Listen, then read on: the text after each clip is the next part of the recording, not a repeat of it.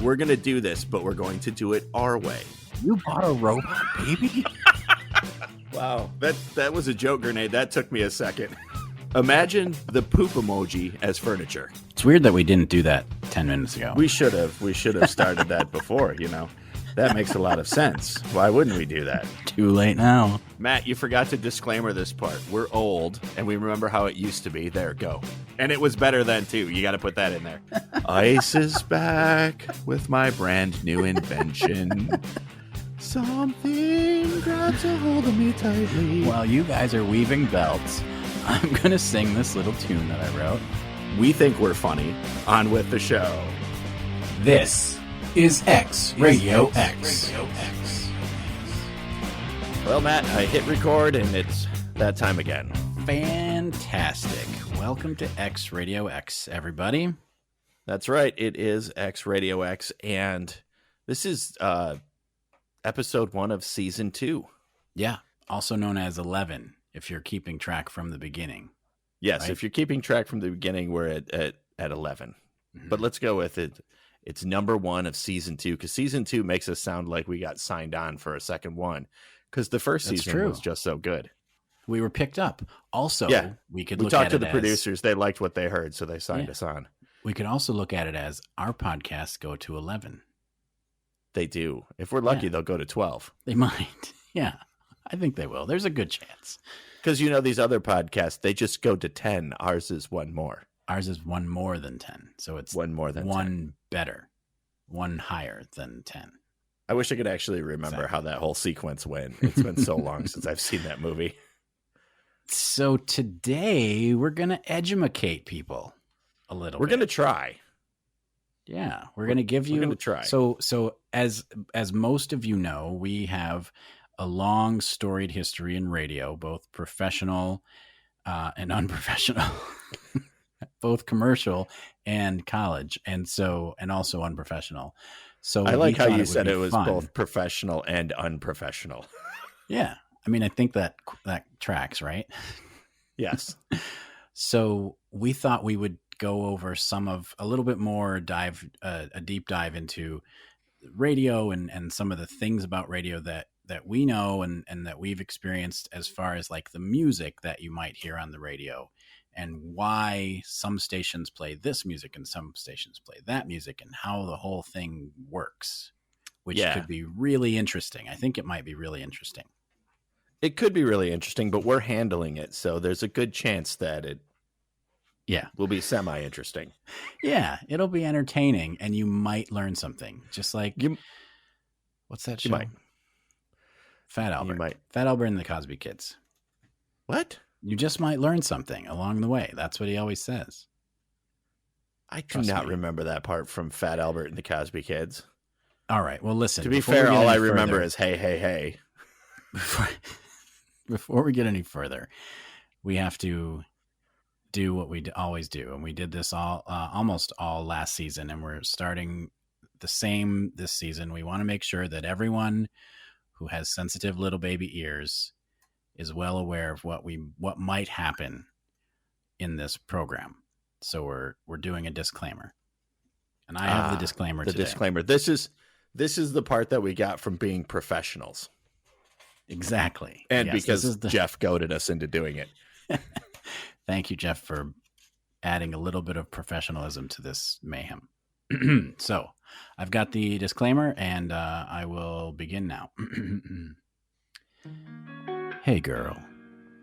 You know we've been getting together a lot lately. Like every other week. And it's been fine. Real fine. But sometimes a man like me has feelings. Real special feelings. You know what I mean. Sometimes a man has got to express those feelings out loud to the world, or at least to a handful of strangers.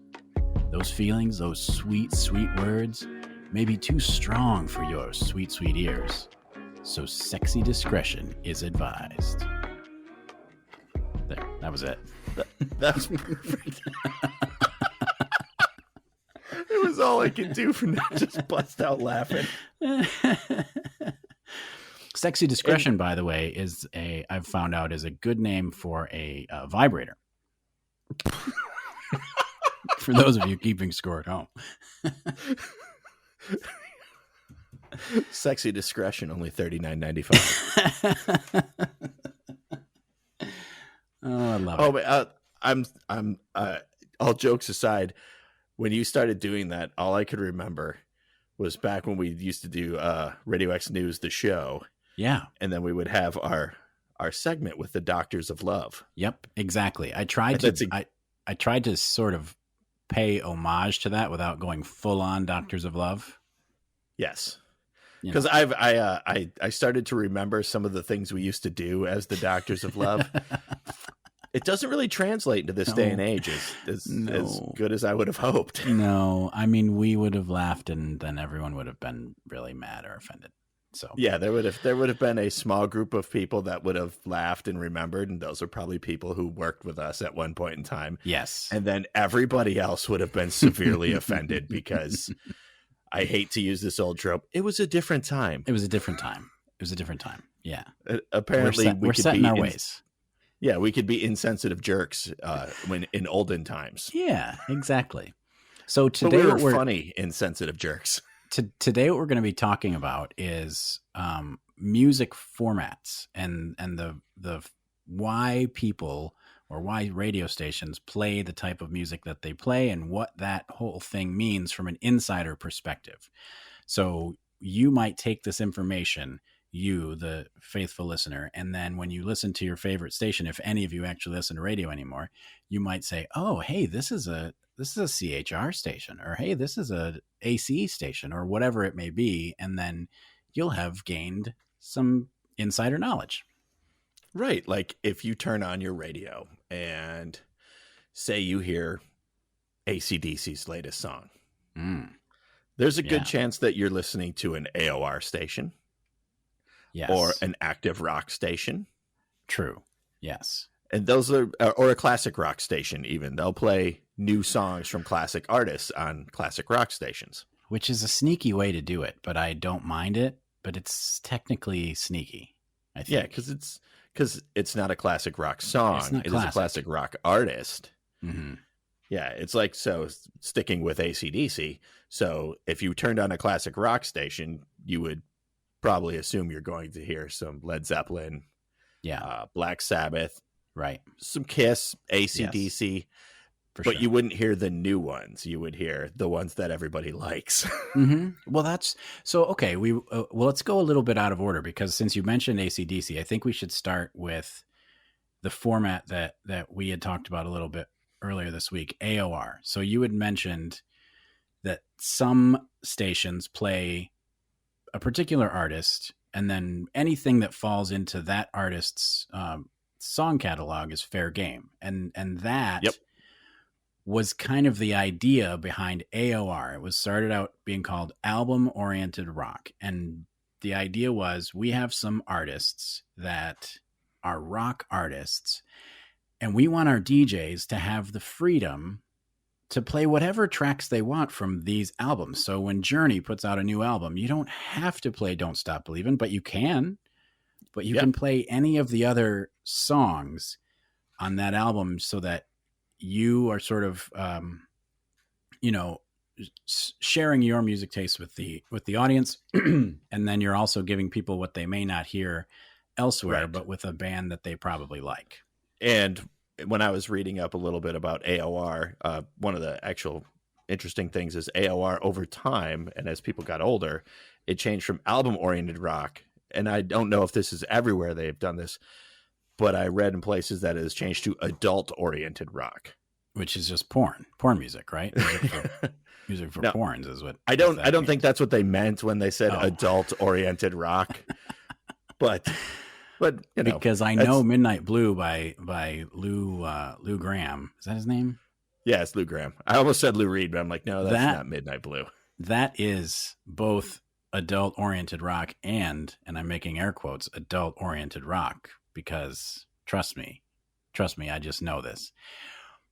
But I digress. The point is, you're right. They have changed because now basically everything has to be done a certain way, and they don't want DJs to have that freedom in most cases because they have there's a formula and there's a math involved. That was, I'm sorry to interrupt, but that was the other part of AOR when it first started, was it was very, it was album-oriented rock. So it was rock albums, pick your song, but it was very much dependent on the personality of the disc jockey. Exactly. And I think that over time, the fact that the hits weren't getting played and the, whatever it may be, the record label was pushing a certain song. And so the radio stations were like, okay, we'll play this. This is the charted hit. We want to play to the charts. And so it became known more as adult oriented rock. Same basic format, but they went away from a lot of the deeper cuts on a regular basis that you still heard them from time to time. But those were like the little snippets that you'd say, oh, hey, what's this? That's cool that they're playing, this tune. But most of the time it just became basically, I don't know, hit rock, I guess. Yeah. Whatever you would. So if you had a lineup of a certain group of bands, it would be their top charting hit, or gosh, I'm trying to remember how they used to rate these. I want to say, well, it was like a single. You had the A side and the B side. So you would have the hit, which for say, if you say Kiss to anybody on a classic rock station, anybody who's not a Kiss fan is going to say, what song, Matt? Putting you on the spot. See if you pick it out. Hard Luck Woman. I don't know. No, that's Detroit Rock City. That's all right. Detroit Rock City would probably be considered one of their A sides on a single, but I was thinking Rock and Roll All Night is like their biggest song. But in original AOR stations, the disc jockey could play anything. He would have played, Love Gun, or even though they're not on the same album, I know, don't send me emails. No. But that's actually, what I mean. Is that, Jason, that appeared on the album in 1979. I believe it was actually 1975. Oh, but sorry, my bad. It's late at night. I'm wearing pajama pants. I'm not remembering exactly what album came out when. You're wearing pajama pants, but you are still in full Kiss makeup. I think that's important to note. Oh, I sleep in it. Yeah. It's actually, if you didn't know, you could go out to the Kiss website and buy your Kiss night mask. It looks like one of the 4 members of Kiss, and it hydrates, it cleans your pores. And so when you go to sleep at night, you could be the Star Child, you could be the spaceman, you could be the demon, or you could be the cat. The Star Child is for fine lines and wrinkles. I think you might be more, you're not very wrinkly. You would go for like more of the hydrating. Yeah, I go for more of the Ace the spaceman, because I loved Ace Frehley. So I put that makeup on at night, and that's how I sleep. So I wake up rejuvenated and well, whatever you're doing, rock and roll all night and party every day. Exactly. So some of the bands that you might see in an AOR format would be like I said, Journey. You would find Kiss. You would find Boston, Foreigner, Asia, Tom Petty, like some of those types. Toto. There you go. And those types of not necessarily hard rock, but rock music, like the classic definition of rock music that was usually 70s and sooner, some 60s things, but it was, some of the things that from the 60s, like Rolling Stones, you would hear, but most of the, I would say most of the music was in the early 70s and forward. Because that's where you would start crossing over into the classic rock stations. Mm-hmm. Yep. And the funny thing is as I was looking at a lot of this stuff, like, it's 2021. Mm-hmm. In 1993, an AOR station would have a lot of stuff from the 70s through the 80s. Yes. And then maybe some early 90s if it was more your middle of the road type stuff. But now in 2021, you're going to get like the oldest you're probably going to get is going to be early 80s. Like now a lot of stuff from the 90s is showing up in the AOR stuff, because now instead of classic rock and AOR crossing over, it's AOR, which is almost classic rock now, and active rock are starting to cross over. Oh, I'm not a huge fan of active rock, to be honest. I'm just Depends. I don't know. You don't want your Pearl Jam followed up by some Breaking Benjamin with a nice shot of Bryan Adams right afterwards. Well, that's a format we'll get to in a moment. What's that format called? 5 people will listen to this. that's a format that had its time, and it was. I think some stations are still doing that, but I mean, you've heard of Jack FM, right? I mean, Oh that's yeah, there's Jack, Joe, Bob I want to say and there's Dave. Dave FM and Bob FM. Yeah. Yeah. Which is when we just gave up on creating names and just said, I know a guy named Joe. He'd like this song. It's Joe FM. Was that go with the, what did I call that? The middle-aged lawn mowing playlist? It is. And when we start talking about Jack FM, I have to blow your mind a little bit, because I just looked and saw a recent playlist from a Jack FM station, and it's just psychotic. It's insane. It's just really insane. Yeah, it's crazy. I mean, that's a format that in theory sounds amazing. It sounds like the answer to all your prayers, and then when you actually experience it, you're like, what is going on here? This is insanity. So anyway, interesting. That's AOR. I did not. I'm interested to hear about that, because I didn't look into the name FM stations, that type of stuff at all. So I just had to. I was just planning on tossing aside these stations, but there was a phase in the 90s and 2000s where station groups were saying, we'll play anything. And I think that was actually Jack FM's motto, is we'll play anything. And then they trademarked it. So these, like Bob FM has to say, we'll play more than anything, or we'll play all of it. Like they had to sort of tweak it so they weren't sued. But Jack FM, there's a station, and I want to say this was Midwest somewhere, but this is a playlist, and I'm not going to give you the song titles, but these are the artists in an order exactly back to back that Jack FM just played: Scorpions, Sugar Ray, Nirvana, Simple Minds, Macklemore, Europe, Incubus, Queen, Billy Joel, Alanis Morissette, Bon Jovi, thank you, Bon Jovi, 21 Pilots, and then AC/DC. That was just a 10 or so back-to-back artists that Jack FM plays. No rhyme or reason whatsoever. I don't even think that the tempos were anything similar. And that's another thing that we'll get into a little bit, because when a program director puts together a format or puts together a day's worth of music, they have a computer, and they don't do it by hand. They don't, get their vinyl records out and think, oh, I'm really in the mood for this. They basically look at numbers. It's a number of how long is the song? What's the tempo of the beginning of the song? What's the tempo of the end of the song? And will it go into a commercial break or into the song previous or after? And that's the math formula of how most stations create their mix for the entire day, is those numbers. It's like, I can't remember if 1 is fast or 5 is fast, but it's like, oh, this song starts out as a 1 and goes to a 5, so we have to have a 5 after it, and then it goes into a blah, blah, blah. And that's how they do it. But it's all done by a computer. See, I can tell most of your time in the professional radio world was spent at a music station. I spent a teeny bit of time, because I spent most of my time at a talk radio station where none of this, the only time we ever worried about music was bumpers going in and out of breaks. Oh, I used to love making bumpers. Yeah. And, well, it's funny because we're mentioning, like the Jack and the Bob. Yeah. I just went and looked up just while you were going through that playlist, and I don't know if it's the same radio station. Yeah. But this is the most recently played songs on this Jack FM station. Mm-hmm. And it goes Rockwell, Bob Seger, Avicii, Tom Petty, Soul Asylum, Elton John, Weezer, Pat Benatar, Fall Out Boy. It's nonsense.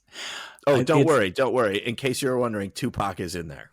Oh my gosh. And so there's a part of me, and I don't want to sound like I'm backpedaling. There's a part of me that loves that idea, but it's nuts. It is. Nuts. I think that idea is good if you have somebody anchoring it and kind of making the continuity by talking about all of it. I think you really have to cultivate the hour of music so that there is a flow to it, so that people will keep listening, rather than the Pat Benatar fans saying, I like Pat Benatar, I'm not a huge fan of Tupac. But what? Maybe there might be another Pat Benatar song after the Tupac. I don't know. I mean, it's just a really, it's jarring. You don't want your Pat Benatar followed by some Tupac. You got rounded out by some Skinnerd and Sugar Ray. You got Tupac in my Benatar. You've got your Benatar in my Tupac. That's a promo that they should use. Yeah. And you just made a terrible piece of candy. So that's Jack FM and Bob FM and Dave and Joe. Those are all very similar. Some of them are a little more active, like as far as the edgier music, and some are more safe, like that you would have at like a I don't know, a church office. See, here's the Bob FM one. This one's interesting because I feel like it's more based around. Oh, never mind. I was going to say I feel like it's more based around rock, heavier rock, because it's got some Def Leppard, and it's got some Kid Rock and some Van Halen, some Who, David Bowie. But just as I get you all comfortable into, you're like, oh, this might be some rock, some classic rock. And then I come right in and I hit you with a left of Katrina and the Waves. And then probably Whitney Houston. No, Jason Mraz, close. Oh, geez. And then we're back into it with Four Non Blondes and Don McLean. Yeah, it makes no sense. But I kind of like that. Don McLean. Like that yeah. Hey, there's Pat Benatar. Glad she showed up to the party. These people are playing. I'm watching this live happen on a website, and they must be playing these songs at 2x speed because these songs are populating faster than these songs actually play. That's fantastic. Okay, you need to write down that station because I'm going to listen to it online. So anyway, that's the concept of when you really don't have a format, there's still some formula, so to speak, that goes into putting all that together. So even the Jack FM and stuff, they have a computer that theoretically tells the big warehouse full of nonsense music how to best put the songs together in some semblance of order. It may sound crazy when we just rattle them off, but there is a math formula involved in that, which makes it seem even crazier because there doesn't seem to be any rhyme or reason, but there's something. So wait a second. They just don't take all the playlists of various stations from 1977 to 1996, put them in a cannon, shoot it into a field, and then make the interns go pick it all up, and then they're like, "This is what we're going to play today." No. And by the way, I gotta give this station kudos. I'm not going to say what station it is, but they're a Bob FM station, and I'm looking at their website, and I'm like, "Why does their background look so interesting?" Because all the pictures are of people named Bob. Oh, jeez. There's Bob Seger, Bob Marley, Robert Bobby De Niro, Bob Barker. Nice. Well played. The guy who played Gilligan, I can't remember the name. Bob Denver. Bob Denver. Yeah, not the Bob Denver, but the other Bob Denver. We should have Robert Downey Jr. That Bob contest. Robert Downey Jr. Okay, that counts. Yeah. And then there's Bob, of course, Bob Ross. Right. I love all of his albums. I love all of his happy little albums. So no, just to get back to what you were saying, it isn't a gender reveal party of music. It's just basically a computer that takes all the songs and says, here's a 3-minute song. I have to have, 18 more songs that fit in this hour, and they have to sort of somehow match tempo or mood with these other songs, and bing, bong, bing, bong, bing, and then there it goes, and there's your hour. So that's the Jack and the Bob and the Dave and the Joe. We talked about the AOR. I have to get back now to some semblance of regulation. Get this and talk about one of my, I don't want to call it my favorite, but it's a format that's dear to my heart because of my musical history, my career history, and that's good old AC, adult contemporary. Now, Matt, in all fairness, when we started talking about this, I was like, adult contemporary music. I just can't wait to hear more Cleon Dion songs. It's going to be fantastic. And then I started listening to adult contemporary, and I went, wow, I really am a man of a certain age. Yeah.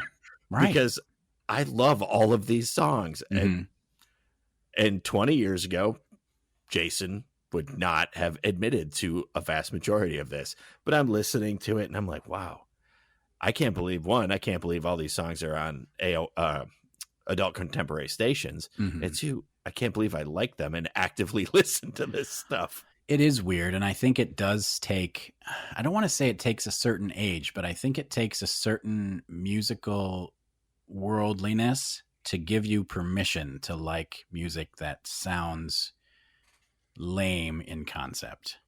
Is that? Yeah, because as I started to listen to and go through, because it used to just be adult contemporary, and you know, when you say adult contemporary stations, you automatically go to Whitney Houston, Celine Dion, Michael Bolton, Kenny G. Thank you, Kenny G. I was like, not Kenny Chesney. That's a whole different genre of who music. Has similar hair to David Bryan, but I think David Bryan's is a beautiful blonde, and Kenny G, last I checked, was brownish something. I don't know where Kenny G's from, but I know David Bryan is from New Jersey, so I'm pretty sure that in a back alley brawl, that David Bryan he's going to knife him. He would win in a fight for sure, and I'm sure that has been a Hollywood. What do they call that show? Deathmatch show. I'm sure that's been done. Oh wow, that's going curls. That's going old school in MTV verse there. I know. It was a deep cut of my own. So, yes. So you originally thought this was going to be horrible. And then what I was pleasantly thinking surprised. Is when we both, because there was a period of time that you and I both worked at the college station, but then we both worked at the same group of stations for a short period of time up there in the Marquette area. Yeah. And there was a certain, you'll know exactly the one I'm talking about, WQXO. Yes. When I think adult contemporary, that's exactly where I go, is music of your life, WQXO. And it's all like, I'm trying to find the particular artist that's going to make you realize what it's easy. Percy Faith. I think even that's too heavy. Gosh, it's like 50s and 40s, and the guy, Pat Boone. There you go, Pat Boone. That's the artist I was trying to think of, Pat Boone. I think that format's called American Standards. Is that American Standards now? I think so, and it's not entertaining at all. Because like right now, if you go to what I would call a generic adult contemporary station, that is just right in that, hitting in that, you know, the music at work station, the music you can listen to while you're feeding your kids lunch, that type of stuff. You're going to get the Adeles. You're going to get the latest Justin Timberlake's, not to bring in sexy back Justin Timberlake, because he's a father now. So he's just adult contemporary these days. He puts sexy away again. Yeah, he put sexy away. We're not going to bring it back for a while unless the kids go to bed. And then it's here. Don't get me wrong. Sexy is around. It's just not right there. It's down. Can't in the you hall see? closet. I'm wearing my Skechers. It's not time to bring sexy back quite yet. Let me go get my uncomfortable cool shoes, and awesome. And then maybe we'll bring it back. But yeah, that's where you're going to get those type of artists now. Even like Katy Perry has moved from the pop world to the adult contemporary world. Why? Yeah. Because it extends your career. Right. And those people that listened to you when you were doing, you know, a pop star are probably now closetly listening to the adult contemporary station. And they've done a good job of masking AC stations anymore as into the hits you remember, the hits from yesterday, 70s, 80s, 90s, and now. Exactly. And I think that, like you were saying, those artists know that if you want spins, if you want play on the air for the people that still need airplay to get their music out there, AC is like the place to do it. Like you get all the businesses where it's safe to play this in our lobby, and you get the dentist office that aren't playing country music, and you get all of those kind of captive audience places, because people really don't listen that much in their car anymore, and they don't really listen at home. But when you are out and about, you need something safe. You need something, you know, not going to put you to sleep, but it's not going to make you say and grasp your pearls. You're just going to say, all right, this is music that's going on, and I'm tapping my foot a little bit to it, and that's where AC is one of the more lucrative formats to have, because companies who are I would buying say ads on outside radio. of outside of country, this is exactly where I was going, where you're going. Outside of the country formats, which I believe are I think they're still the highest grossing when it comes to overall sales, because for whatever reason, country fans love country music stations. They do. They just do a really good job of doing whatever it is that they do. I'm not a country music guy. I don't listen to a lot of them, but I can tell you that the stations around where I'm at, the ones that have been consistently delivering and consistently the same, and I don't mean that in a bad way, have been the country stations. Yeah. Like even our heritage rock station, which is kind of a heritage rock, active rock, and heritage rock is kind of like your classic rock, your AOR, that type of stuff, has been around. But even they change the format stays rock, but it is alternative rock. The cool thing right now is more of your back when new metal was a thing in the late 90s, early 2000s, your Limp Bizkits, stuff like that. That was all on the rock station. Country, they have a format, and you stick in those walls of that format, and they just eat it up, and it works, and they do a really good job with it. And I think that with country, though, and I don't have a lot to say about country because I'm not a huge fan. I have a lot to say, but we're not going to do it.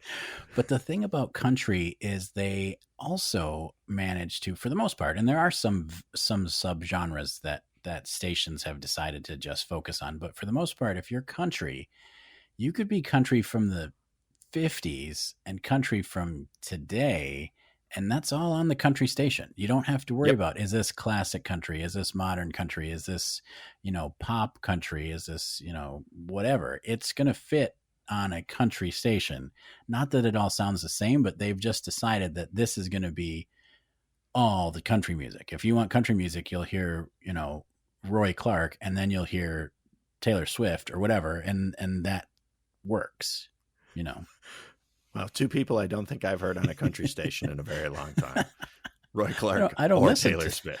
I don't listen to any of those, so I'm good. The last time I worked at a country station, and Amy and I joke about this. The last time that I worked at a country station, groups like singers like Jody Messina were huge. That's how long ago it was. It would have been the mid-90s. Okay. Yeah, it's been, I mean, I'm sure that they're still playing Jody Messina, though. That's the thing. It's not, probably that it doesn't go out of style. They still play all of Reba McEntire's classic songs, and they might play her new stuff. But the thing is, like, they'll never stop playing Jolene by, what's her name? Or Fancy. Dolly Parton, or Fancy by Reba McEntire. Reba. Exactly. They'll keep playing those forever, and that's fine because that's what people like. And like you said, the people who like country music are passionate about it. And so when you are a consumer, or when you are a vendor, or you have a product, or you have a store that you want to attract attention to, you're going to go with the country station, or you're going to go with the AC station, or to a certain degree the CHR, because that's where you get like people who are just starting to have expendable income. But you want those stations that are going to be listened to by the moms and the dads and the people who have money to then purchase things that they might hear the commercials for on the radio. For those of you who still know what commercials are, they're the things that happen between songs on actual radio. And for those folks who still know what radio is. The radio is that thing in your car that used to have. Here's a fun radio thing. Here's a fun radio thing, and has nothing to do with genres or station styles or anything like that. Okay. So, they say radio is, it is, I don't like it, but it is kind of a dying thing. Mm-hmm. Yeah. And stuff like, but my daughter actually asked for her birthday. Dad, hold on, I got to do it in the right voice. Dad, all right, for my birthday. Are you listening, Dad? Yeah. Yes. All right, for my birthday, I would like a radio. What? Yeah. What? Yeah. What is she going to do with it? She's going to listen to the local CHR station. Wow.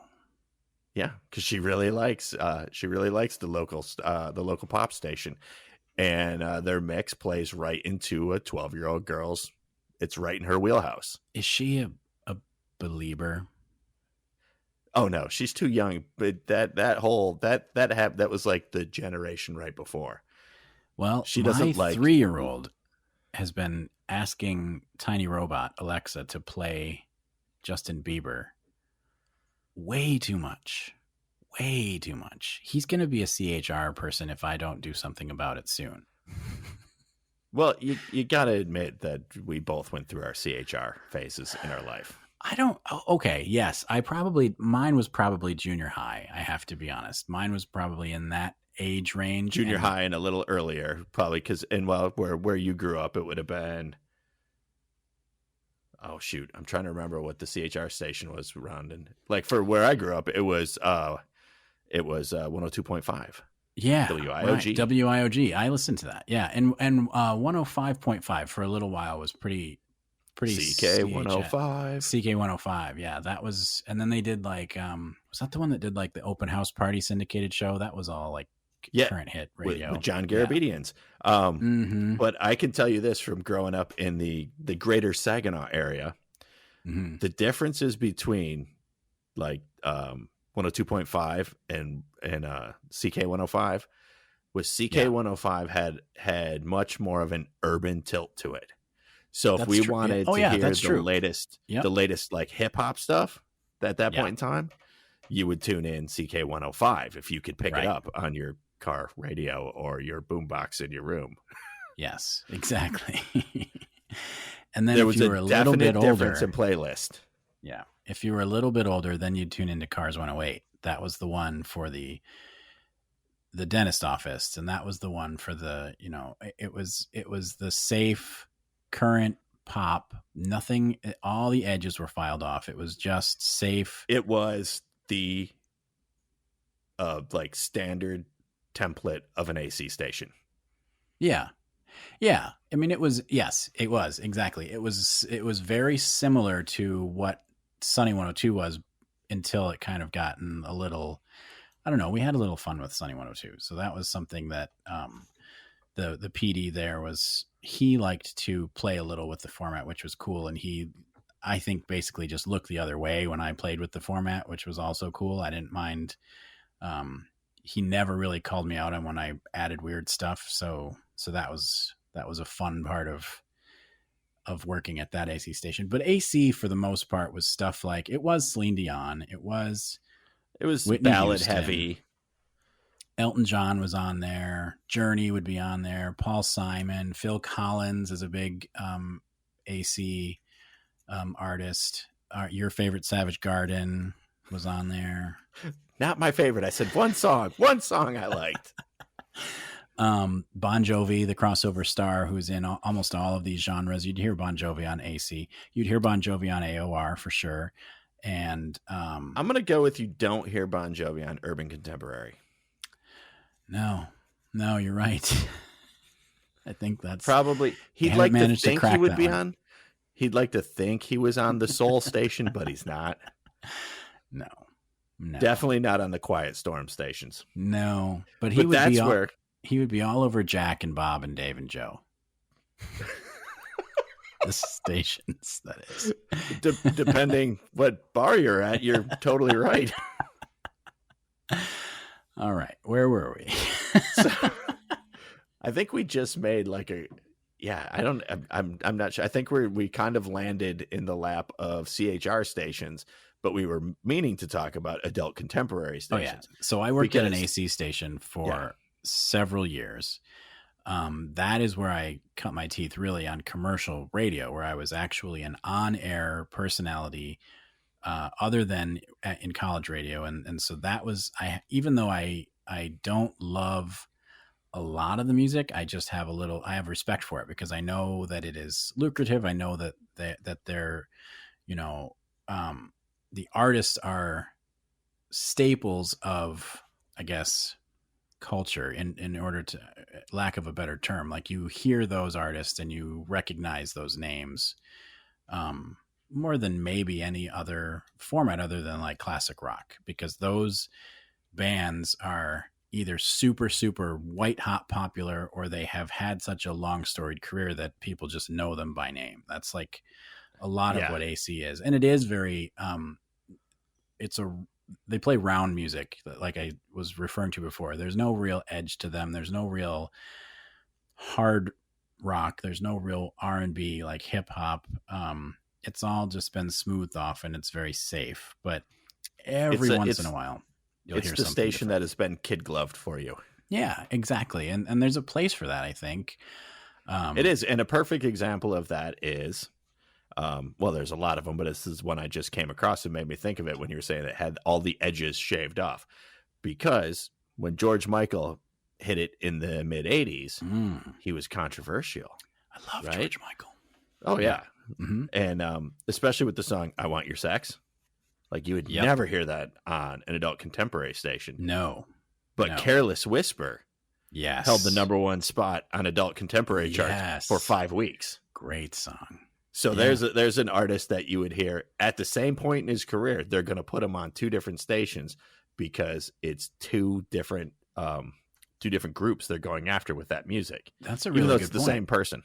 Mm-hmm. That's a good point. There were a number of artists that you would see a couple songs from them on AC that you would normally think, well, that seems weird. Like Aerosmith's another one. Aerosmith, there's a lot of music by Aerosmith you would never hear on AC, but they had a series of hits that were basically power ballads that were just super poppy and super accessible. And those you would definitely hear on AC, but a lot of, like, I can think of 2 right off the top of my head is I Don't Want to Miss a Thing. Yep. And that was, I think that's their biggest hit ever, I think.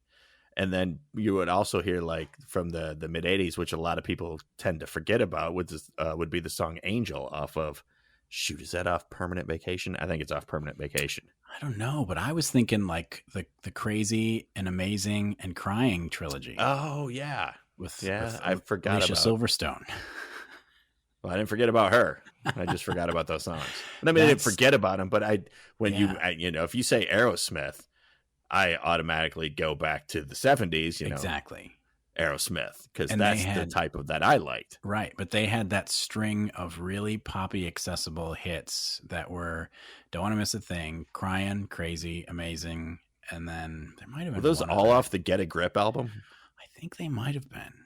Wow, that album was huge. That was like straight up mid 90s right there. Yeah, exactly. So there are artists that you would hear leaking into other formats because of the tempo or because of the tone or because of, I don't know, if it was just really catchy. That's the thing. And every once in a while we would play on Sunny 102, we would play stuff that was a little bit not quite the format. I know the PD used to play the Clash, Train in Vain, and that was like one of his little, this doesn't fit, but I like the song, and I thought that was cool that he would squeeze the But Clash if you're not really listening to it, it has the tempo. Oh, yeah.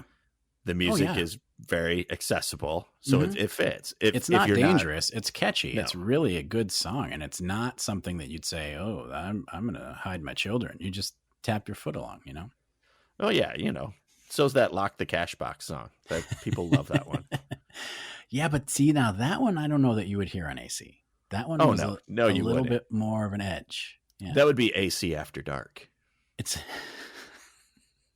Yeah, it would be AC After Dark. And if you worked in college radio, this saying AC over and over again, that makes you think of a specific band.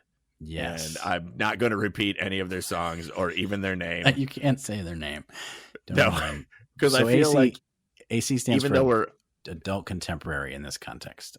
Yes, in our context, it's adult contemporary. In the college music world, at least from the mid 90s, AC stood for something completely different. Something completely different, which we can't say those words, even though they're sponsors. Yeah. So that brings us to AAA, which is kind of like, I don't know, when I started learning about AAA, adult album alternative, I thought this is my savior. It's AOR. It's new AOR. Yeah, but it's modern and classic. Like, so this was the idea of, we have alternative music, but we're not going to scare you. and we're not gonna, make you feel weird or uncomfortable, but it's gonna be music that you probably aren't hearing anywhere else. And so the idea of a radio station that's actually a commercial radio station that will play the Smiths and the Cure and REM, for crying out loud, other than Shiny Happy People or whatever, Red Hot Chili Peppers and different folk rock artists that you don't hear everywhere. Like, that idea sounds awesome. Yeah. But I have to point out, it's, to me, in my opinion, it's a little too much of the same thing, and it's a little too watered down. Like, they'll play Red Hot Chili Peppers, but they'll always play like Danny California 15 times in a day. And then you'll just be really annoyed because, yes, they're playing Red Hot Chili Peppers, and yes, it's maybe not their biggest hit, but it's still a song you definitely hear a lot of. So I don't know. Do you have a AAA format in your area that you listen to or at all?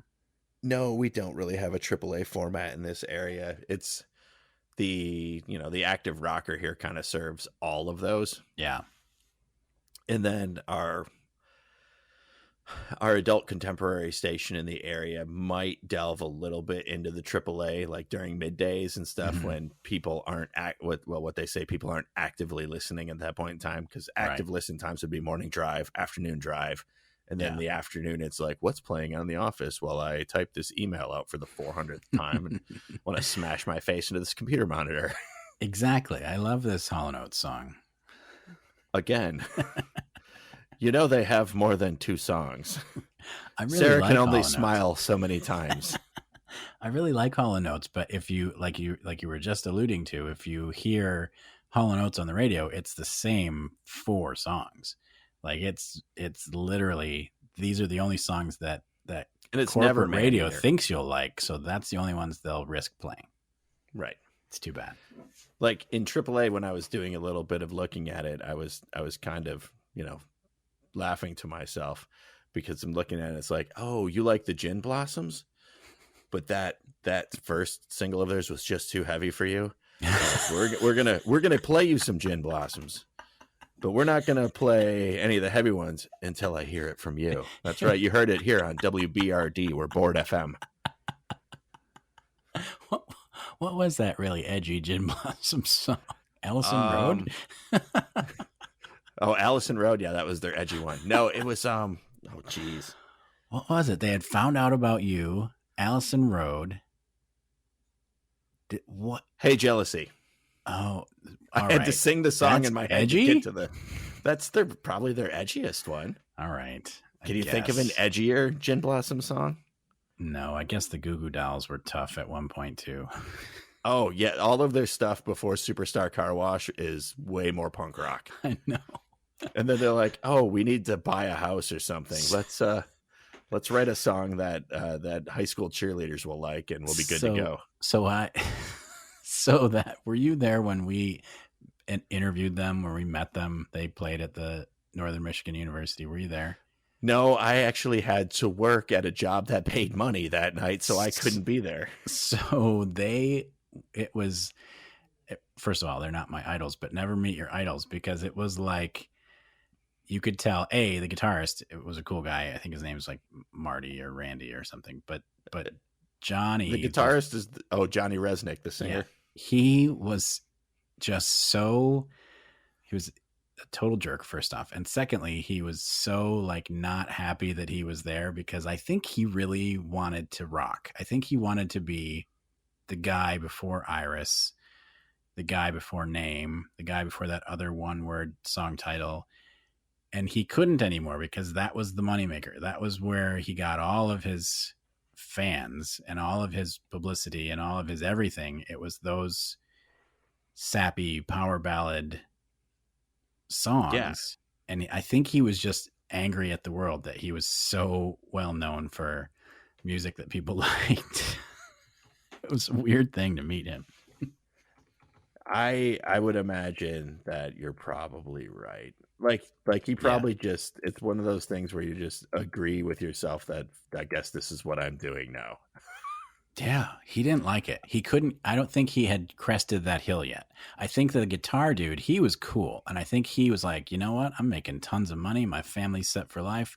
I don't care if I play Happy Birthday to You every day in concert. I'm making tons of money. And the singer was just like, I hate everything about everything. And so they're still on a major label. Did you know that? No, I did not. I haven't heard anything from them in years. Let me look. Yeah. Let's see. Their latest was It's Christmas All Over. That's like the next thing we're going to hear about is how he went into rehab, because the Christmas album it's like the rehab death knell. So what they did was they met up with John Bon Jovi, and he was like, hey guys, listen, here's what you do. Get yourself a Christmas hit, and then you'll never have to work again in your life. That's what I'm doing. The funny part is just speaking of the Goo Goo Dolls, which I'm not a huge fan, but they do have some songs that I like. Sure.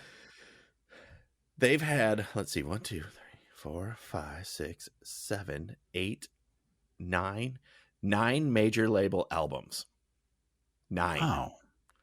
And they've all been on Warner Brothers. But before that, I'll give you $10 if you can guess. And don't go look it up on your tiny hand computer what record label they were on before that.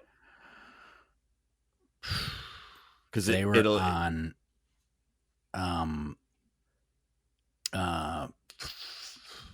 have no idea. They were on Metal Blade Records. Wow. See, that's A Boy Named Goo, which is the album that, threw him over the top because of, I think it was Iris and what are the Name? Was it Name? Yes, Name. Not Iris. Name was the one. And the other one. What's the other one? Oh, I liked that song. Yeah, that's a good song. That had a little edge to it. See, that's a Goo Goo Dolls song I would listen to now. The other ones, I would definitely change the station if they were playing. And I don't have anything against them. I was just like, nope, no, thank you. Yeah, because Name was the one that, and there's some story behind that it was like I want to say it was originally like not the song that they were supposed to be playing on a radio station. As the old story goes, this is how, a lot of bands become famous. Yeah. Is, say for this album, the record label sent out, hey, we want you guys to play Long Way Down. It's a good song. It's a rocker. Yep. It's a fun song. It's good. And then on the other side of the single was Name. I think that's how the story goes. But the guy decided to play that for some odd reason. And it just took off. And they became huge because of that song. Yeah. And then they really sealed it up. Was it not Leaving Las Vegas? What was the movie where it was Nicolas Cage? It was that Nicolas Cage movie. If Sluice were here, he would know, because I think this was a trivia question that he answered correctly. And as soon as we stop recording, I'm gonna remember it. But it was Name, Iris, and it was another one-word song title. Slide. Yes. Yeah, thank that God song was everywhere. Yes. And then I think they broke the mold, and then they released Black Balloon, and you should have called it Black or Balloon, but you shouldn't have called it Black Balloon. Or you should have got creative with it and made it one word. Or you could have called it Black Parade. No. Yeah. There's another band that made that famous. That's true. I like that album a lot better. Yes, I agree. I do like that album much better. Oh, and by the way, did you know I have tickets to see those guys, actually? You did tell me that. Yes, that's exciting. Yeah. If concerts ever exist anymore, you're going to go see them. If concerts ever exist again, I do have tickets up in the internet verse to see them. That's exciting. I do not have tickets to see the Goo Goo Dolls. So here's the thing: if the Goo Goo Dolls, get anywhere on the corner, maybe at the end of my block, I could probably pick some up. If you went to see the Goo Goo Dolls, they would play all their back catalog, and they would refuse to play those 3 songs until maybe the second encore. You would go a whole concert, and they'd be like, "No," and everyone would just be screaming out, "Play Slide," and they'd be like, "No, nope." Stick around for 3 more hours, and we might. I would go to the Goo Goo Dolls concert if they just played songs off of Hold Me Up, Superstar Car Wash, and A Boy Named Goo. Nothing else, those 3 albums. That's it. That's all I want to hear. And then we'll all go home. You can even make your encore name. I'm okay with it. Listen, I would go to a Goo Goo Dolls concert now if they agreed to only play Violent Femme songs until the end of the show and then played Goo Goo Dolls songs at the second encore. I would buy a ticket to that. Yeah, because hold on, didn't they open for the Violent Femmes or the other way around? I think when they were up in Marquette. No, it was shoot. You might be right, but I want to say it was Buffalo Tom that opened for them. Who? Exactly. I mean, I know the name, but I can't name one song. Yeah, me neither. And I could be wrong. And everyone who listens, who remembers this better than me, are like, "You idiots!" Thank you for listening, by the way. And but yeah, I'm pretty sure it was Buffalo Tom that opened for them, but it might have been the Violent Femmes. I think I would have been a lot more excited for that show if it was the Violent Femmes, but I can't. They played up there. I just don't remember. Yeah, I've seen them. I saw them in Vegas. They were really good. Oh, did you? Like the original ones? It was all the actual members. Yeah. Yeah. Oh, cool. A little older, a little paunchier, but so am I. Nothing against that. Aren't we all? So we got a little off track. So since we turned this into a Goo Goo Dolls podcast, I wonder if the Goo Goo Dolls ever met David Bryan. I'm going to bet you they did. I feel like he could add something to that band. I feel like if you're Michigan and East, you have probably tangled with Bon Jovi and the band at some point in time. Yeah, I think so. But do you think it's like when it's like a rumble where they meet up in an alley and they send like, you know, John goes up to the front and maybe Richie is right behind him as his second, but then like Tico and David are just in the background, like with chains wrapped around their fists, ready to rumble, but they don't do any of the talking or any of the approach. They just stand back waiting. That's the way I picture it. Sure, we'll go with that. I figured it was more of like a kiss the ring situation because Tico's got a bat with nails hammered into the end of it. And David Bryan has a chain that he's going to swing around because he has to fight from a distance to protect his hands, you know, because that's the he wouldn't have the brass knuckles. No, he can't do any close combat. That's dangerous. He's got to protect them. You give the brass knuckles to the bass player. Exactly. So anyway, we back to formats. Obviously, we're going to get off on this tangent, but back to formats. There was one more that we have to gloss over CHR. Basically, CHR is current hit radio, and it's obnoxious. It's exactly what you think it is. If it is an obnoxious hit song, it's on. Same 10 songs. Same 10 songs in very, very heavy rotation. And teenagers eat it up with a spoon and love it. And it's fantastic for them because listen, I actually really like Dua Lipa, but I don't need to hear her every other song every day for the rest of my life. I can't name one Dua Lipa song. Well, what you got to do is you got to get In Excess and add a woman singing, and then it's one of her biggest hits. It's really? Gosh. Oh yeah. If you know what's funny, there's another band that is all over AC stations now, In Excess. That's true. Yeah. So Dua Lipa has a song called I don't know what it's called, but the chorus. This is gonna sound terrible. I know what I'm about to say, but I don't mean it in a bad way. She looks very normal. Yeah. I like her music's good. It's kind of like a throwback disco-y feel to it. But one of the songs she has, the chorus is da da dun dun dun dun dun dun. It's like exactly Need You Tonight, to the point that if you do Google it, you will find any number of different people who have made a mashup because it's basically the same tempo and same notes and everything. I don't know why In Excess isn't suing them, but they're not. So, but anyway, Dua Lipa's good, but I don't need to hear it all the time. Don't Start Now? Maybe. I don't know. I'm just guessing. I'm just scrolling through a Dua Lipa page going, we'll just take a shot at this one. I have no idea who she is. Feel bad giving you Dua Lipa for homework, but it's not bad music. It's as pop music goes, it's not horrible. Here's a fun fact. Yeah. Apparently she's 5'8" tall.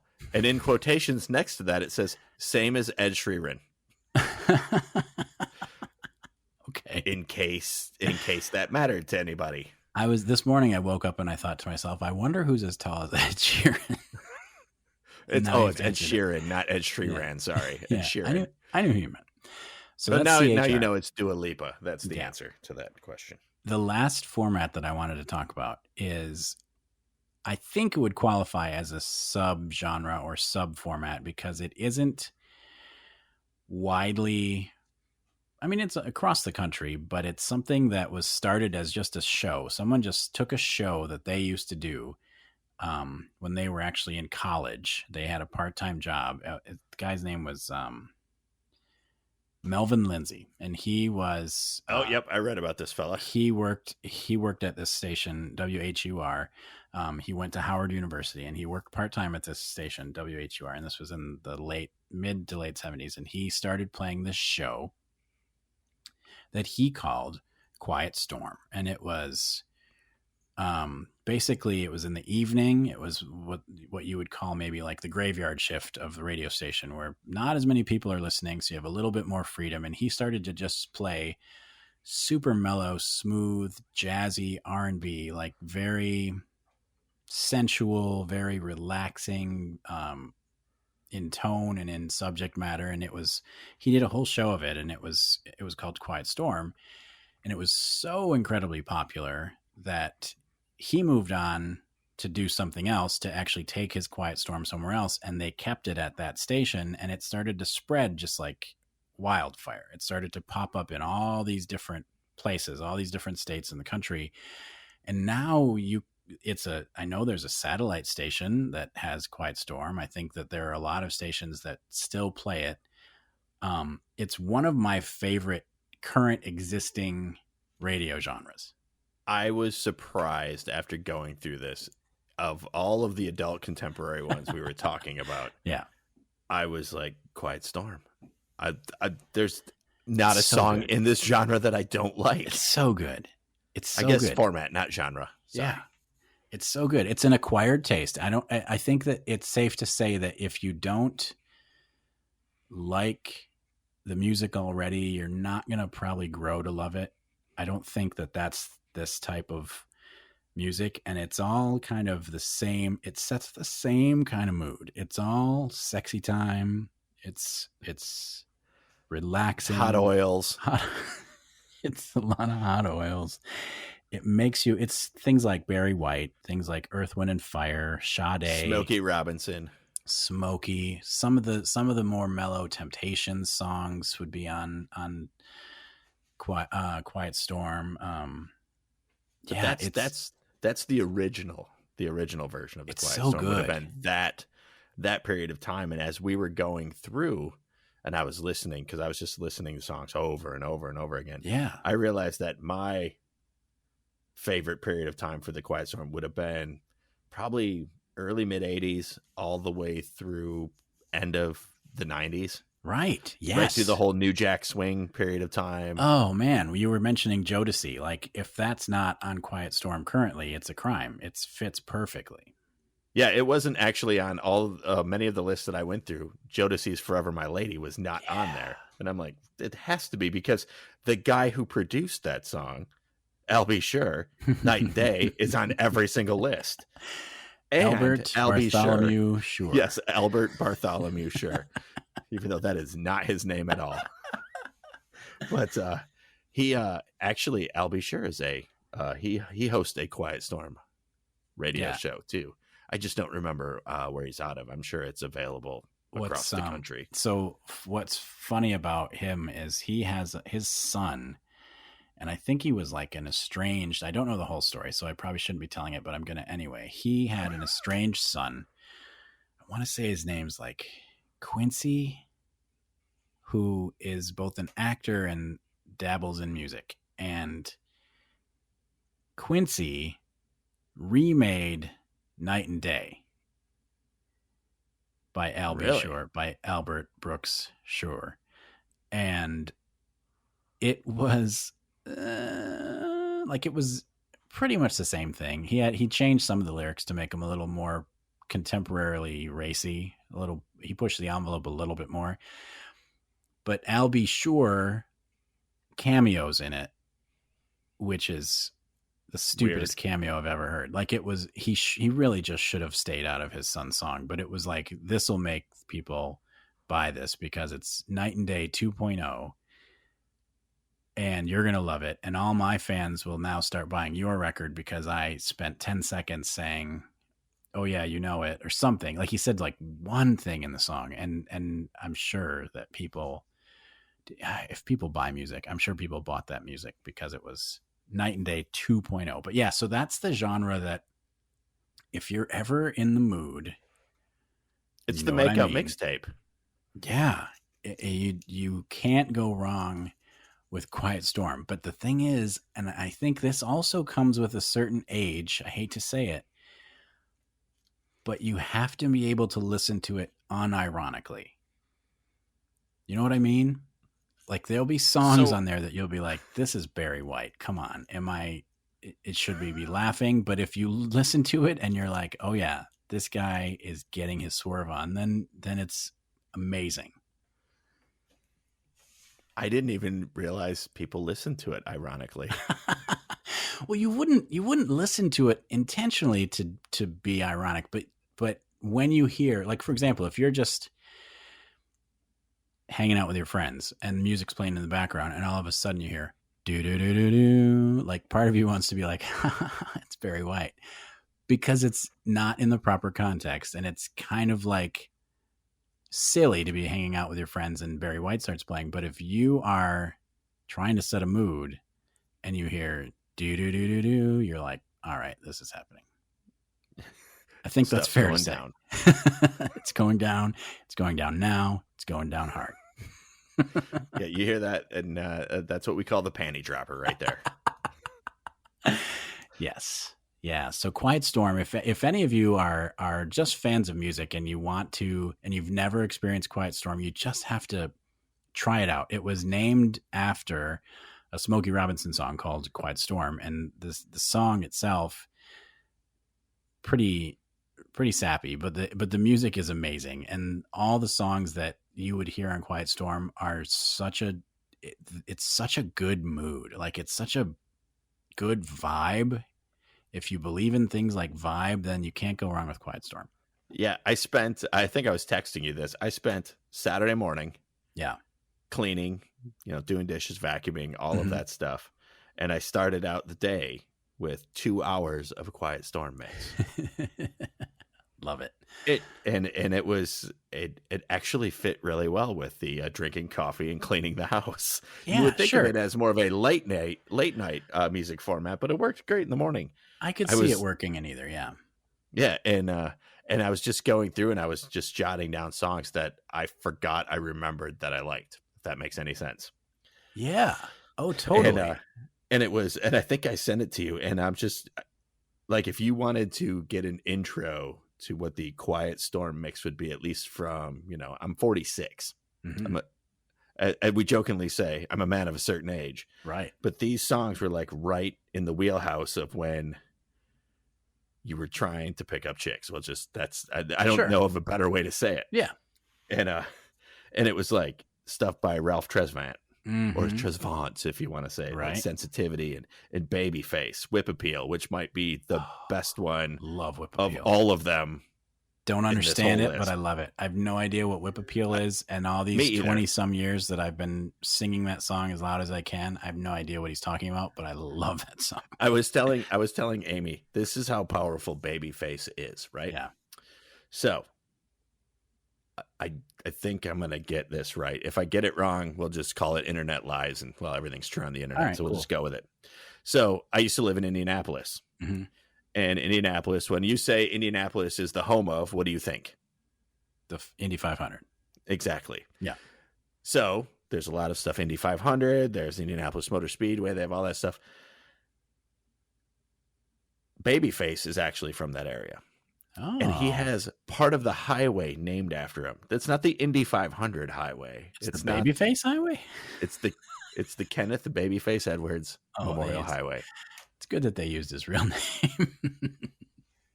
Yeah. I could see a traffic report. Traffic's heavy on Babyface. Folks, stay off It's the nuts. baby face today. Wow, that traffic is crazy out there. It's nuts to butts on the baby face this morning. Things you don't want to say on the radio or in any sort of conversation. No, there's only one specific way that that's at all appropriate, and it's if you're talking about that highway. But like other, the Jodeci was on there, Casey and JoJo, Yes, TLC, mm-hmm. Bobby Brown, yep. Keith Sweat, of course. Gonna make you sweat. Yeah. Actually, he didn't do that song, but whatever. Oh no, he didn't? No. Who did that? The song that I had on there, because it was our theme song as the Doctors of Love, was Funky Dope Love. And right. it's just that song's, it's kind of ridiculous, but it's still good. It is. That's what I'm saying. Like, you have to take it, you have to be sincere going into music like that, or there are some things that are so earnestly over the top and romantic that it'll make you go like, what is going on? But if you go into it with an open mind, it's amazing. Yeah. That just I rounded out my list. Of course I had to, because they were from good old Flint, Michigan. Oh yeah. With Love You Down by Ready for the World. Oh, Ready for the World. So this is a rumor that I don't know if it's ever true, because we never saw it, but my friends and I would always talk about the fact that Ready for the World used to drive around Flint in a gold Porsche. And I never saw it, but like a gold, sparkly gold, not just, it was painted sort of off yellow, but like a gold Porsche, because that was what they bought with their, Oh Sheila money or whatever it was. What was that song that they had? Yeah, it was Oh Sheila. Yeah, there you go. And I never saw it, but all my friends would talk about, oh yeah, Ready for the World. Every time it came on the radio, someone would have to mention, oh yeah, they have that gold Porsche. And I just imagine like this band all piling into this tiny car and just driving around hoping people notice them in Flint, Michigan. It doesn't seem very glamorous. Now see, and I'm thinking of the Flint that I see these days, not Flint from the 70s and 80s. Right. Which I don't know if it was much better, but it's like what, where were they cruising in a gold Porsche that didn't get jacked? How far did they get before it was a gold Porsche frame with no tires? How far did they get before they ruined the suspension, because it was just potholes everywhere? That's true. Oh, Flint. I don't feel like it's a Porsche friendly town. No, it's not. Poor Flint, but they got their water situation under control, I think. That's something. I Mostly think that's a different. We'll just stay away from that. We will. So you mentioned something about traffic, and I had to tell you, because I was looking when we were doing our research, and by the way, folks, we do excellent. We have a crack research team that studies all of this information for weeks in advance in preparation of a show every time, right? Yes, Matt does that all the time, and I spend 10 minutes. And it shows. So there is a station out of Vancouver, because I was laughing about the things that you hear on radio and the formats, and how you could take a thing like Quiet Storm and make an entire station about it. Not just a show, but an entire station. There is a station out of Vancouver that it's AM 730. I'll give them a free plug. It is all traffic all the time. What? All traffic. Not all weather, traffic, news, sports. Not lots of traffic. Not traffic on the nines. It's traffic all day long. You need to check it out, because I tuned in just because I found it, and I was like, well, this can't really be all traffic, even though their motto is all traffic all the time. It can't be all traffic all the time. That's insanity. Who would listen to all traffic all the time? You tune in and it's all traffic all the time. They talk about, the backups traffic on the baby face. I was going to say the backup on the baby face. That's all that they talk about all day long. I didn't listen to it for a full day, but I listened long enough to know they weren't leaving traffic. They weren't just coming up to traffic. It was, as soon as I tuned in, traffic was in the middle. And then they said, we're heading to the traffic center now. And they went to the traffic for more traffic. It was ridiculous. So it just goes to show you there is a format for every possible anything. I mean, it was an AM station, so they have a little bit more flexibility because nobody listens, but they still committed to it. All traffic all the time. I kind of like that. AM is pretty much only good for golden oldies and talk radio. Yeah, conspiracy theories. And sports. You get a lot of sports, especially baseball on the AM stations, and conspiracy theories. Oh yeah, one of the greatest radio programs of all time is Coast to Coast AM with Art Bell. Yes. Now it's with George Norrie because Art Bell passed away, but did he? Think he passed away? Or did he? No, he didn't. I have a funny story about Art Bell actually before we move on. So when my first child was born, he never wanted to sleep. Never. Oh, that sucks. So the only way I could get him to go to sleep, and no, I'm not asking for parenting tips. He's 17 years old now. Everything's fine. What you should have done is you should have gave him a whiskey. We tried everything, trust me. Okay. But what worked is I would sit and hold him. We put a lazy boy in the room because I guess that's what you do when your kid won't sleep. But we put a lazy boy in his room, and I had a radio running nonstop in there. And it was on the AM station because you could turn it low and just kind of have talking in the background. Yeah. And it was, when it's low, you can't hear what they're talking about. You just hear talking. Yeah. But overnights was Coast to Coast AM with Art Bell. It was AM 790 here in the greater Saginaw area. Right. And one night during Coast to Coast AM, Art Bell was playing The Sounds of Hell. Oh, Jesus. What? And I was asleep. Our room was on one side of the wall and my son's room was on the other side of the wall. And I just hear this, I don't know how the radio turned up, how it got louder. I don't know what it was. Sound like? It sounds awful. It sounds like exactly what you would think it would sound like. Shadow Dancing by Andy Gibb. But that's a stolen joke, by the way. Yeah. But yeah, so I mean, it wakes me up out of a dead sleep, wakes my son up out of a dead sleep. The Sounds of Hell. It's just like this screaming, and it's imagine a black metal song, but not good, with no instrument, and just the wails of it was just terrible. Oh my goodness, that's horrible. And yeah, it woke me up out of that was the last night we left the radio on in there for my son. No more after that. I don't know what's worse though, because when I was a kid, I used to go to sleep listening to talk radio. And right around the time I would start to go to sleep, it was, I don't know, 9-ish or maybe even 10-ish in the evening. I would fall asleep to the dulcet tones of Dr. Ruth Westheimer.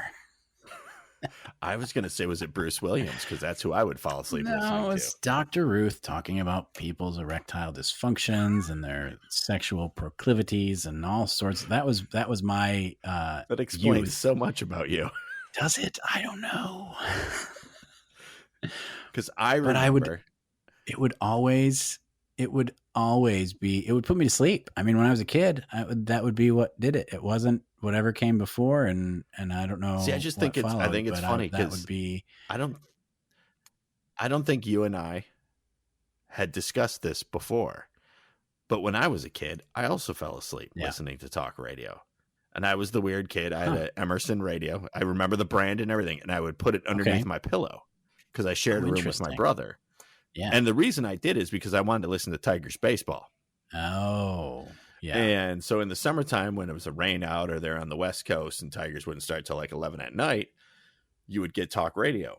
So it would be Bruce Williams. Yeah, I remember him. It would be Sally Jesse Raphael. Oh, wow. Yeah. Okay. And there was one more. Maybe it was. I don't think it was Dr. Ruth because our talk station around here was probably not very Dr. Ruth friendly. What was the guy who would say that's the rest of the story? Oh, that was Paul Harvey. But that was in the afternoon. The rest of the story. Paul Harvey was on. Paul Harvey. I know. Yeah. I grew up listening to talk radio because, as my mother always put it to me, Jason, I had 4 kids and your father was at work. There was no adults in this house. Right. I would turn on talk radio just so I could hear other adult voices. Yeah. Yeah, exactly. And that was back before it was just all political stuff all the time. It was very local. Yeah. It was very pointed around the people who worked there. And like in this area, the big show that was on for a long. I think it's still on in some effect. Mm-hmm. It was called "Listen to the Misses." Okay, they would do exactly what you think it is. They would talk about how to clean things, and different recipes and stuff like that. And up until not that, I think they still air it in some capacity. But even because I ended up working at that talk radio station later on, and they were still doing "Listen to the Misses." And believe it or not, I remember getting recipes from them because they had all their stuff right in the studio. So when we'd be, there'd be a program running, and I'd go over there and I'd be like, man, I got to make something. And I'd look through the recipes and I'd pick out a recipe, and that's what I would cook. Yeah. Nice. Well, it's surprising that they could still call it "Listen to the Misses" without someone trying to cancel them. But there's a lot of this area's a little Mr. or Mrs.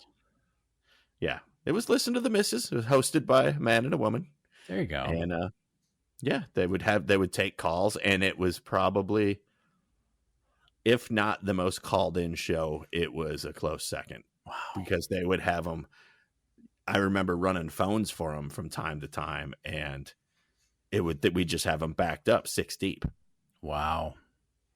That's nuts. It was, yeah. I remember. Did you ever have to do that? I don't know. Did you ever work at a talk station? No, not really. I did phone banks for like telethons, but I never did for a talk format. No. I remember because one of my first duties at the talker around here was I did phones. Nice. And I was a call screener, and I remember it was one of the big managers from the Detroit area came up to Saginaw, and I was in running phones, and I was fresh out of college, so of course I knew everything. And he comes and he's like, "Oh, so you're running phones, huh?" And I found to say we weren't part of Clear Channel, or it was maybe Clear Channel. I forget who we were part of. Cumulus, one of them. And he's giving me the big spiel about, so you probably don't remember this, but back in the day we had an A side and a B side to a single. I was like, I know what sides of a record are there, dude. He's like, so when you're taking calls, we only want the hits. Oh, wow. We just want the hits to come through. Yeah. And this isn't exactly what I said to him, so I'm paraphrasing myself because I remember the idea of what I said, not the exact words. There was no calls on the line. I just said, I'm taking one when it lights up because it's not like they're calling like crazy. And nice. And he just kind of smirked at me and walked away. And I was like, I didn't know. I'd come to find out he was like a big regional manager. Just the hits, baby. Just the hits. Yeah. Well, the funny thing is there was like 7 big regional managers after him. It was just like one after the other, after the other, after the other. Like they couldn't keep one for whatever reason. Wow. But all the folks at the local station stayed around. Matter of fact, many of them are still there to this day. And that would have been, I was working there in the late 90s. That's cool. And a lot of them are still, like the core group are still there, still churning away. Well, good for them. They must be some of the nicest people I've ever worked with. Yeah, that's great. Wow, we went all over the place with this one. I feel like we learned a lot. I think that the people who have tuned in will take away some different radio formats. Next time they dust off their old radio and turn it on and tune in a station, they'll say, hey, this is playing. This is a CHR station. This is a CHR station. I'm never going to listen to it again. This is an active rocker. Right. We've covered so much information. I hope that you took notes. You know what we didn't really cover, and I kind of feel like we left them out. But when you talk about these, like when you talk about rock and then you talk about pop, we didn't really get into the urban contemporary, urban hits, and those ones. We kind of touched on it a little bit with The Quiet Storm. Yeah. And I think there's an element of, there are subgenres of CHR that are urban CHR, and they play a lot more of the hip hop. It was kind of like I was saying, when we were growing up in Flint, they had CK 105. Yes. In the Saginaw area, they had 102.5. Right. Which before that was Hits 106, but they moved from 106 to 102. But in our Flint, area, it was one version of CHR. But if you got the Flint version, it was a more urban CHR. Yeah. In Flint, that was 92.7. I don't remember the call letters, but that was mostly hip hop, R&B, but some more current hit pop, but it was 92.7. I remember that. And then Club 93. Was that it?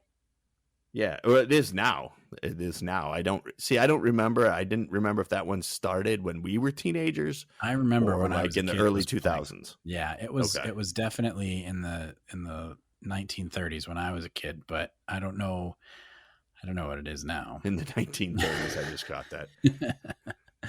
But that was, yeah, you're right. That was a format, and I think that wasn't. I don't think that was that was a niche. I think it was a niche format. It was kind of like up here in Saginaw, we had Double Barrel Blitz, which was the heavy rock station. Okay. That lasted probably 4 or 5 years through my high school and maybe a year after that. And then they changed to a bunch of different things.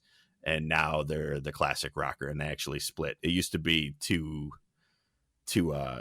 frequencies that were the same station. Now they split them up. One's a Hot Talk station and the other one is classic rock. Hot Talk. Yeah, Hot Talk, so which is on that now. I don't think that's the Hot Talk you're thinking. They're thinking more like Michael Savage.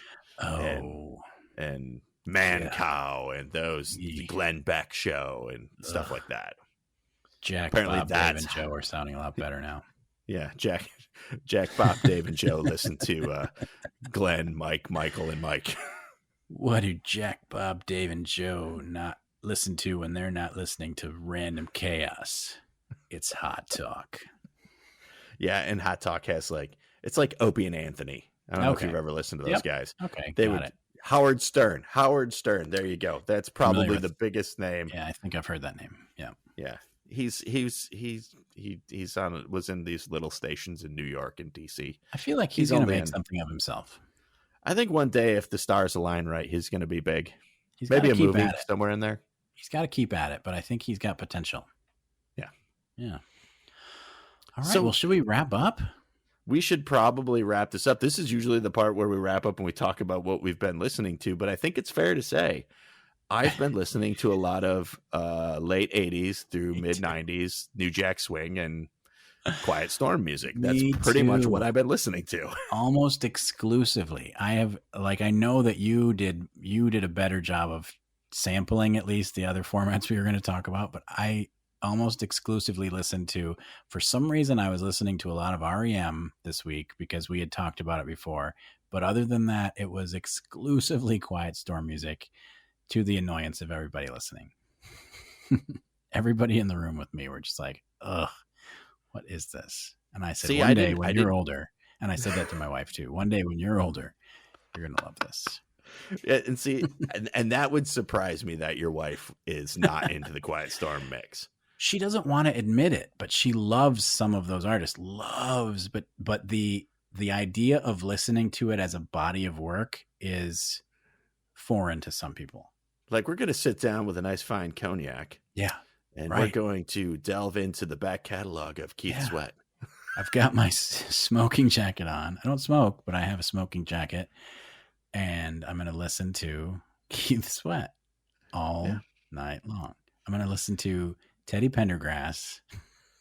Oh, yeah. I can't believe I didn't mention Teddy Pendergrass. Oh, Teddy Pendergrass. Come on. Yeah.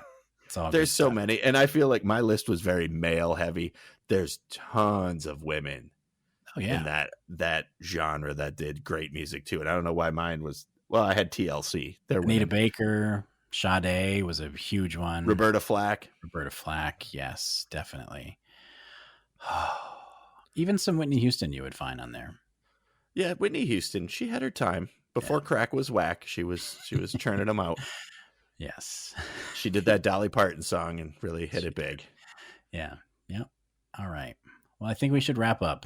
Coming up, we have a couple of guests that we're going to try to squeeze in this season sometime. I think we've mentioned them before, but I'm going to mention them again because we have definitely Bridget. We're dying to get Bridget on, and the stars have not aligned for this. She did receive the sluice mic. The sluice mic. Thank you, Sluice. Mic is on its X Radio X World Tour. Excellent. Thank you, Sluice, for donating your mics purposes for our purposes, and so that has made its way from Florida to Michigan. So that's going to happen. I know that Jim is on deck. He's excited. We are going to tell the greatest story never told about radio when he does the show, so I'm excited about that. The greatest story never told. There's 2 ones I'm imagining, so I can't wait to hear what it is. There's 2 stories. So, yes, and the one that I'm excited about, I don't know if it's the same one you're talking about. Michigan radio legend Walt Lindela is going to do the show, so that's super exciting for us to have him talk about like when Radio X was a glimmer in someone's eye. Like I think he was one of the first wave. I'm not sure that he's that old, but he was right on the edge of the first wave of WUPX when it started, when it was WBKX, I think. Yeah, so it was in the dorm rooms. Yes. So he's going to do the show, which is exciting. We have several other people that we want to get on. We have to try to get them scheduled with time. So if anyone within earshot has radio experience that they want to talk to us and have be on the podcast, we would love to talk to you. It doesn't have to be people we already know, but we just like talking to our friends that we went to college with. Yeah. And there are other people on our Facebook group that have said that they would be more than happy to do it. I just got to get around to scheduling them and getting it all situated so we know when to actually invite them. Exactly. So until those shows, I want to say I'm Matt, jumped into the Chevy and headed for Big Lights. And I'm Jayce. You want to know the rest? Hey, buy the rights. We're X Radio X. Song's so silly. Oh, yeah. Do you think that worked?